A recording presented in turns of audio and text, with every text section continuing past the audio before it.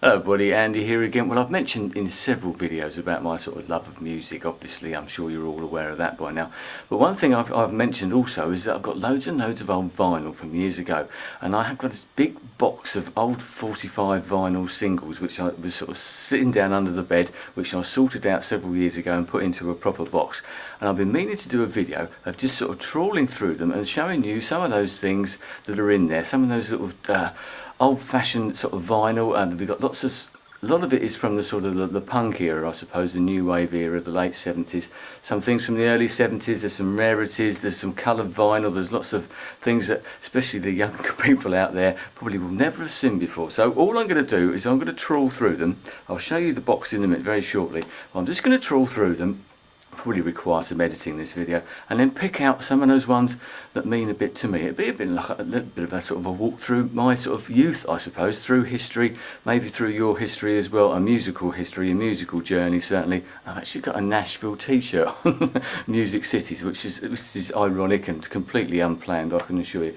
So I'm going to do that. I'll show you the box very shortly, and then I'm going to have a trawl through this. I don't know how long this is going to take, because I'm just going to carry on and, you know, just waffle as I do and reminisce, etc. about my musical past, and maybe some of your musical past as well.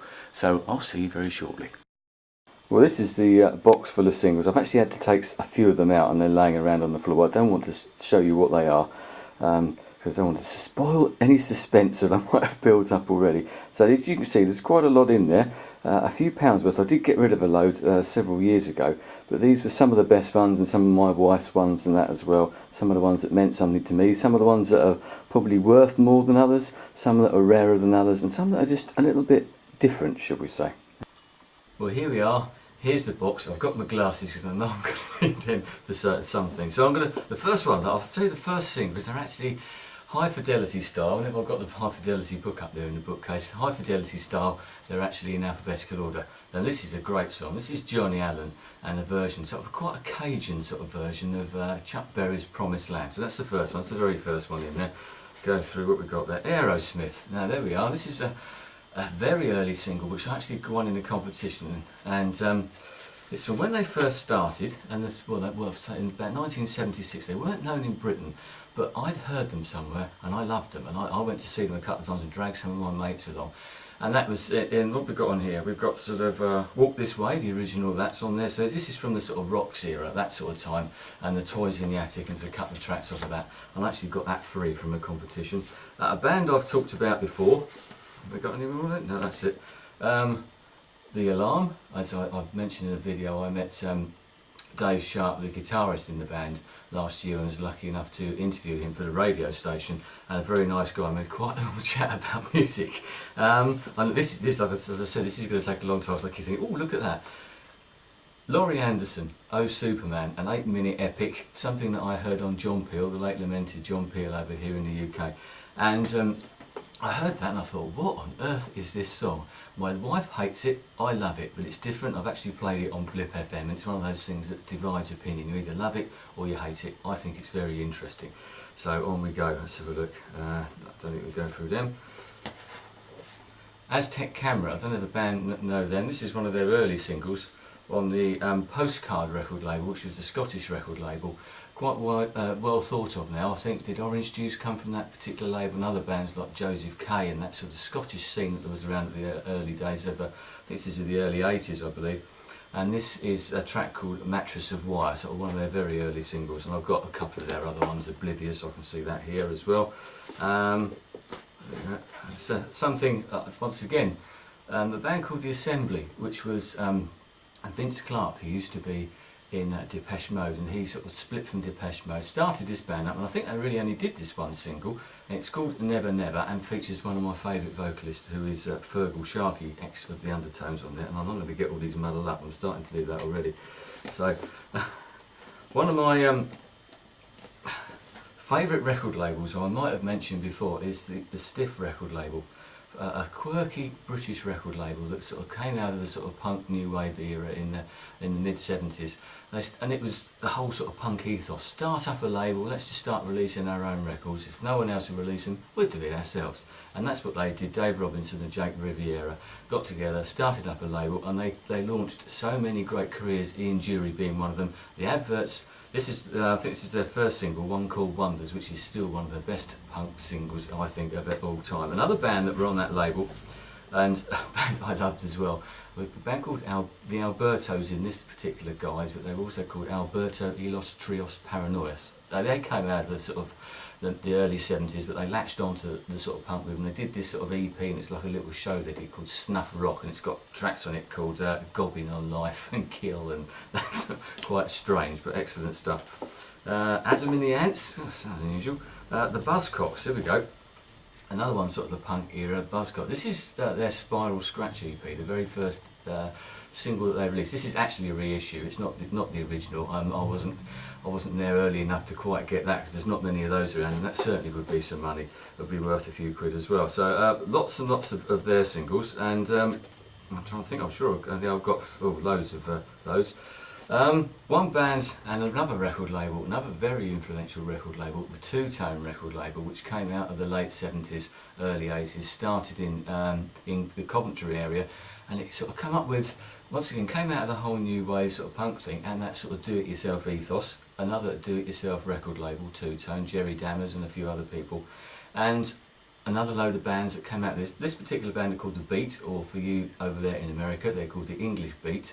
They were an excellent band, and all this sort of reggae ska thing, going back to the sort of Jamaican sound of the sort of 60s. The Specials came out of that record label, Madness, other bands around that time as well, excellent stuff. I've got loads and loads of their singles as well. Big Country, another band that sort of came out of the early 80s, I suppose. Stuart Adamson, who unfortunately no longer with us, who was in this punk band called The Skids, who I know that Green Day and U2 did a cover of one of their tracks, The Saints Are Coming, not long ago. And this is, I've got some of the other singles, I must dig them out, because I've got a lot of 12-inch singles as well, which are up in the loft with the vinyl albums. Maybe that's another video. Another good band there. This is the Private Stock label. Now this is quite a rare single actually. Unfortunately I haven't got the cover, but I think I might have another version of this somewhere. This is Blondie, and this is one of their very first singles, Ex-Offender and In the Flesh. And I say the Private Stock label, I think that was like, obviously like a New York label. They came out, the first label that they were on before they signed to, what was it, Chrysalis, I seem to remember, for an enormous amount of money. And you know the story after that. And one of their other singles that I bought, and this is one of those ones that shows you the differences. This is Blondie, once again one of their fairly early singles I suppose. Picture this, but picture this, look, it's in yellow vinyl. And there's quite a few more of these. Yellow vinyl. I should imagine this might be worth a few pounds as well. And there's several more in here, as I said before, that are. So that Blondie, picture this, and that's actually one of my favourite tracks of theirs.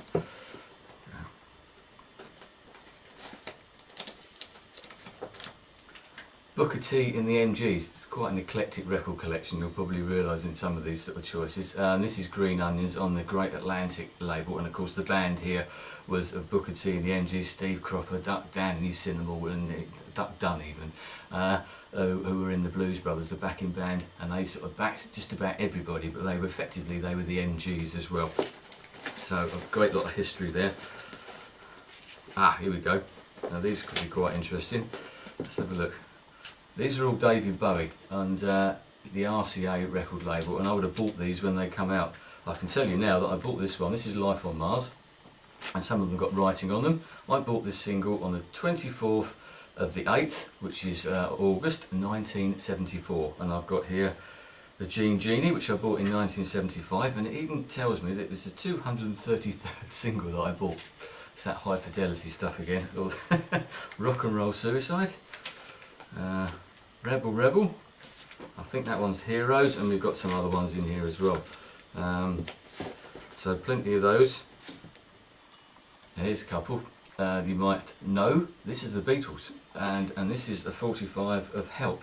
I actually bought this in 1974, but it is one of the original I used to have a record shop that I got to know very well. I used to buy a lot of things in there, and I used to have this big treasure trove of singles, especially singles 45s, out the back. And because I got to know them, the guy who ran the shop, he used to let me go out there, and I used to spend hours sort of trawling through all the sort of shelves of singles and that, and it was great fun. And I found some great singles in there, including this one, Helped by the Beatles. I mean, obviously I had the albums and that as well, but I just loved singles, and I still love that sort of tactile feel to these sort of things. And I think that's what you do miss now. Is my daughter and my son look at this and think, what on earth is that? And I'm sure there's a few of you out there probably thinking the same.